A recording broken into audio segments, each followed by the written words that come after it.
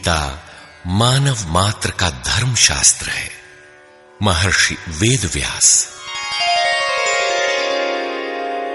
श्री कृष्णकालीन महर्षि वेदव्यास से पूर्व कोई भी शास्त्र पुस्तक के रूप में उपलब्ध नहीं था। श्रुत ज्ञान की इस परंपरा को तोड़ते हुए उन्होंने 4 वेद, ब्रह्मसूत्र, महाभारत, भागवत एवं गीता जैसे ग्रंथों में पूर्व संचित भौतिक एवं आध्यात्मिक ज्ञान राशि को संकलित कर अंत में स्वयं ही निर्णय दिया कि गीता सुगीता कर्तव्या किमन्यै शास्त्र विस्तरे या स्वयं पद्मनाभस्य मुखपद्माद विनिसृता। भीष्म पर्व। गीता भली प्रकार मनन करके हृदय में धारण करने योग्य है, जो पद्मनाभ भगवान के श्रीमुख से निःसृत वाणी है। फिर अन्य शास्त्रों के संग्रह की क्या आवश्यकता।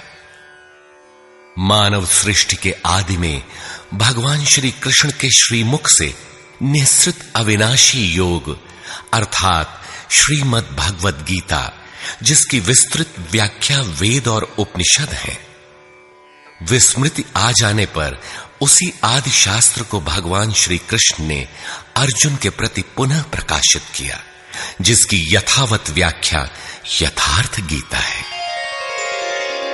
एकम शास्त्रम देवकी पुत्र गीतम एको देवो देवकी पुत्रेव एको मंत्र श्रुतस्य नामानि यानि कर्माप्येकम तस्य देवस्य सेवा। गीता महात्म्य। अर्थात एक ही शास्त्र है जो देवकी पुत्र भगवान ने श्रीमुख से गायन किया। गीता एक ही प्राप्त करने योग्य देव है।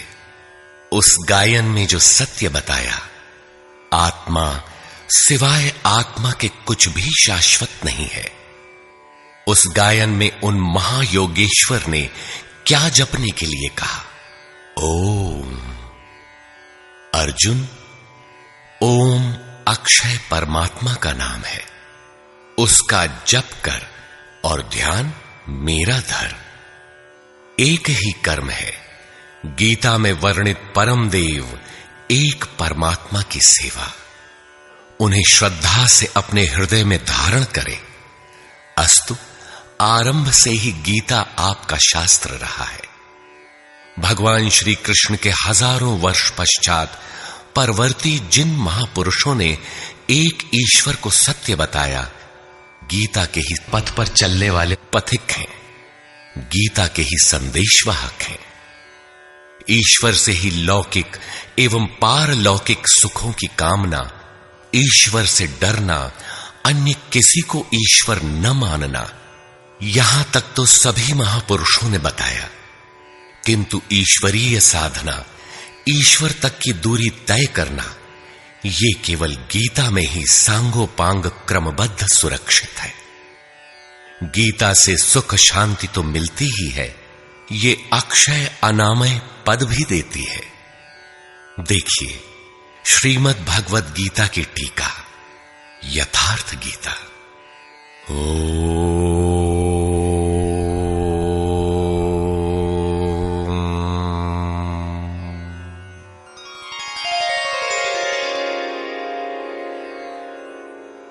धर्म सिद्धांत 1।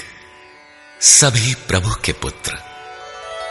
ममैवांशो जीवलोके जीवभूतः सनातनः मनः षष्ठानीन्द्रियाणि प्रकृतिस्थानि कर्षति।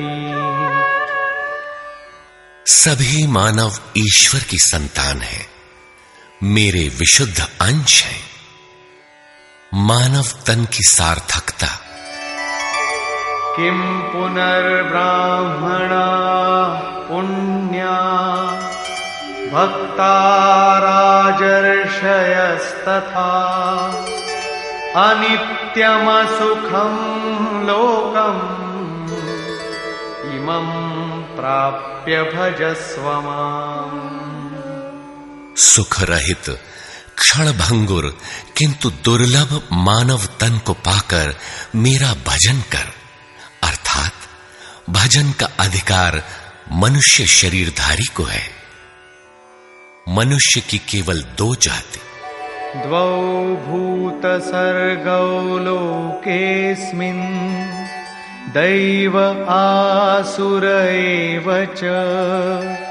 दैवो विस्तरशः प्रोक्त आसुरं पार्थ मे शृणु। मनुष्य केवल दो प्रकार के हैं, देवता और असुर। जिसके हृदय में दैवी संपत्ति कार्य करती है वो देवता है, तथा जिसके हृदय में आसुरी संपत्ति कार्य करती है वो असुर है। तीसरी कोई अन्य जाति सृष्टि में नहीं है। हर कामना ईश्वर से सुलभ। त्रैविद्या मां सोमपाः पूतपापाः यज्ञैरिष्ट्वा स्वर्गतिं प्रार्थयन्ते। ते पुण्यमासाद्य सुरेन्द्रलोकम् अश्नन्ति दिव्यान् दिवि देवभोगान्। मुझे भजकर लोग स्वर्ग तक की कामना करते हैं, मैं उन्हें देता हूं। अर्थात सब कुछ एक परमात्मा से सुलभ है। भगवान की शरण से पापों का नाश।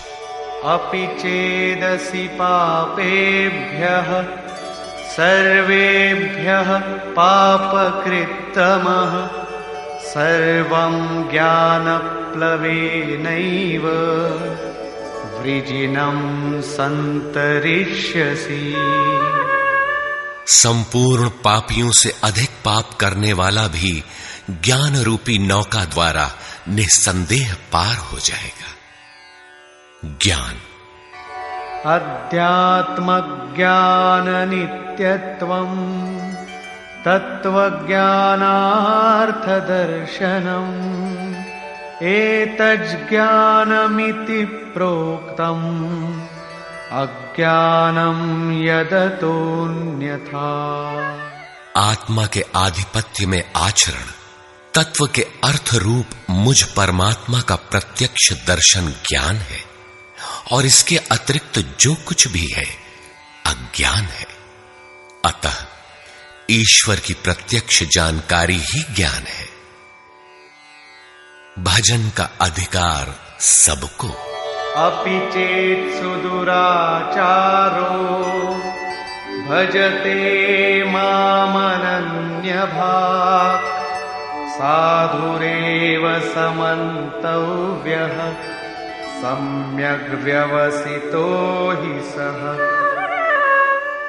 क्षिप्रं भवति धर्मात्मा शश्वच्छान्तिं निगच्छति कौन्तेय प्रतिजानीहि न मे भक्तः प्रणश्यति। अत्यंत दुराचारी भी मेरा भजन करके शीघ्र ही धर्मात्मा हो जाता है एवं सदा रहने वाली शाश्वत शांति को प्राप्त कर लेता है। अतः धर्मात्मा वो है जो एक परमात्मा के प्रति समर्पित है, और भजन करने का अधिकार दुराचारी तक को है। भगवत पथ में बीज का नाश नहीं।